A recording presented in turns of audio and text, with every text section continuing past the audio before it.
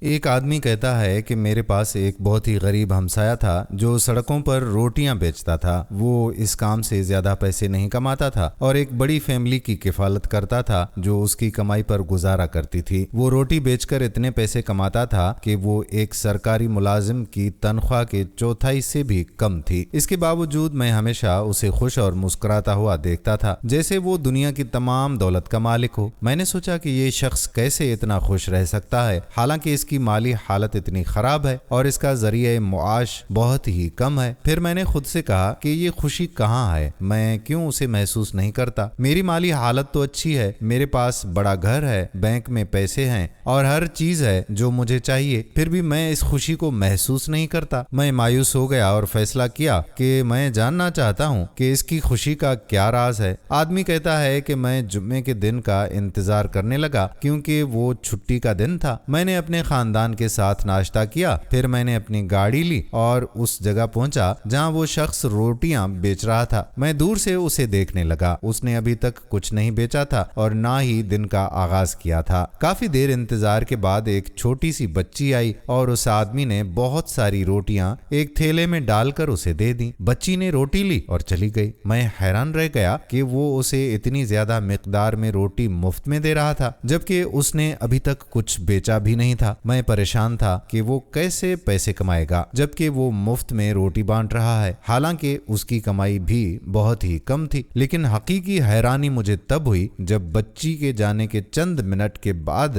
اچانک لوگوں کا ہجوم اس کے سامنے جمع ہو گیا جیسے وہاں اور کوئی روٹی بیچنے والا ہی نہ ہو۔ میں یہ سب دیکھ رہا تھا اور یقین نہیں کر پا رہا تھا کہ یہ سب کیسے ہو رہا ہے۔ میں نے انتظار کیا یہاں تک کہ اس نے ساری روٹیاں بیچ دیں۔ پھر میں اس کے قریب گیا اور کہا کہ ماشاءاللہ تم نے ساری روٹیاں بیچ دیں۔ اس نے جواب دیا کہ الحمدللہ یہ اللہ کا فضل ہے، کیا تم روٹی لینا چاہتے ہو؟ میں نے کہا کہ ہاں، لیکن اب تمہارے پاس مزید روٹی نہیں ہے۔ اس نے کہا کہ میں تمہیں اپنی حصے کی روٹی دے دوں گا۔ میں نے کہا کہ کوئی بات نہیں ہے، میں کہیں اور سے خرید لوں گا۔ پھر میں نے اسے اپنے گھر تک چھوڑنے کی پیشکش کی۔ اس نے مجھے بتایا کہ وہ کسی کا انتظار کر رہا ہے۔ میں نے کہا کہ ٹھیک ہے، ہم ساتھ انتظار کر لیتے ہیں۔ تھوڑی دیر کے بعد وہی بچی دوبارہ آئی۔ اس آدمی نے کچھ پیسے اس کے ہاتھ میں دیے اور اسے فوراً گھر جانے کو کہا۔ پھر ہم گاڑی میں سوار ہو گئے اور چلنے لگے۔ میں نے اس سے پوچھا کہ اس بچی کی کیا کہانی ہے۔ اس نے جواب دیا کہ یہ میرے دوست کی بیٹی ہے جو میرے ساتھ روٹی بیچا کرتا تھا، لیکن وہ بیمار ہوا اور فوت ہو گیا اور اپنے پیچھے صرف عورتوں پر مشتمل ایک فیملی چھوڑ گیا۔ ایک دن میں نے اس بچی اور اس کی بڑی بہن کو کوڑے کے ڈھیر میں کھانا تلاش کرتے ہوئے دیکھا تھا۔ میں نے ان سے پوچھا کہ وہ کیا کر رہی ہیں تو انہوں نے بتایا کہ وہ 2 دن سے بھوکے ہیں اور کوڑے سے بچا ہوا کھانا اکٹھا کر رہے ہیں۔ تب میں نے فیصلہ کیا کہ میں اپنی استطاعت کے مطابق ان کی کفالت کروں گا۔ آدمی کہتا ہے کہ میں بہت متاثر ہوا اور اپنے آنسوں کو روک نہیں سکا۔ تب میں نے جانا کہ اس کی خوشی کا راز آخر کیا ہے۔ دوستو، آپ کے پڑوس میں بھی ایسے کافی سارے خاندان ہوں گے جو صرف خواتین پر مشتمل ہوتے ہیں اور ان کا کوئی کفالت کرنے والا مرد نہیں ہوتا۔ تو ایسے خاندانوں کو ڈھونڈیں اور اپنی استطاعت کے مطابق ان کی مدد کریں۔ اللہ پاک ہم سب کو دوسروں کی مدد کرنے کی توفیق عطا فرمائے، آمین۔